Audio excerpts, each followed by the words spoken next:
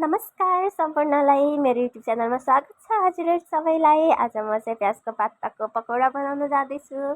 यसको लागि चाहिँ मेन कुरा भनेको प्याजको पत्ता चाहिने हाल्यो, त्यसपछि हामीलाई चाहिने भनेको चटनी चटपटा हुनुपर्छ है।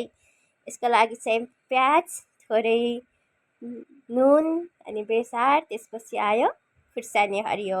यसलाई मजाले पकाउने टमाटर हालेर तेलमा, अनि यसलाई पकाइसकेपछि मजाले पिस्ने मिक्सरमा हालेर पिसिसकेपछि हामीले चाहिँ धोएर राखेको प्याजलाई काट्यो, त्यसपछि बेसन राख्ने, थोरै खुर्सानी, त्यसपछि जिरा धनियाँको धुलो र स्वादअनुसार नुन हालेपछि हाम्रो पकौडाको लागि जुन प्याज थियो त्यो रेडी हुन्छ। यसलाई मजाले मिक्स गर्नुपर्छ र यसलाई मजाले मिक्स गर्नुपर्छ। एकछिन चाहिँ मिच्नुपर्छ। मिचिसकेपछि चाहिँ यो नरम हुन्छ, नरम भइसकेपछि चाहिँ यो पकाउने बेला फुक्लिँदैन के, अनि त्यही भएर त्यसलाई मजाले युज गर्नुपर्छ। हल्का कन्फुलो राख्यो भने चाहिँ टाइट हुन्छ अनि यो चाहिँ निक्लिँदैन।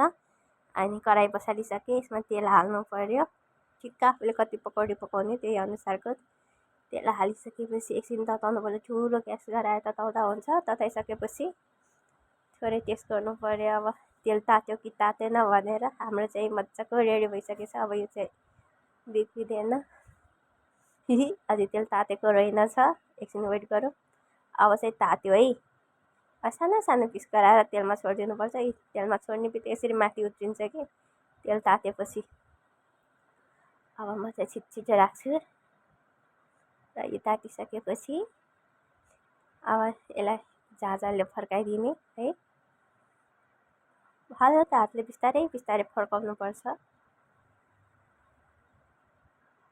नाइ त भने फेरि टुटफुट हुनसक्छ। टुटफुट भयो भने यता र उता हुन्छ, फेरि खाँदा पनि स्वादिलो हुँदैन नि त। हाम्रो एकदमै राम्रो भएछ। यो चाहिँ फुक्लिएन। यस्तो भइसकेपछि यसलाई राम्रो नै भएको मान्नुपर्छ। खाने होइन त, जति गर्मी भए पनि खान चाहिँ छोड्नु हुँदैन।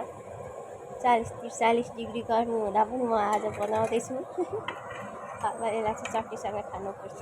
वाउ, कस्तो राम्रो देखियो है। आउनु सबैजना मिलेर खाऊँ। Thank you so much for watching my YouTube channel, and सबैजना सब्सक्राइब गरिदिनुहोस्, like, comment, share please. Thank you for watching.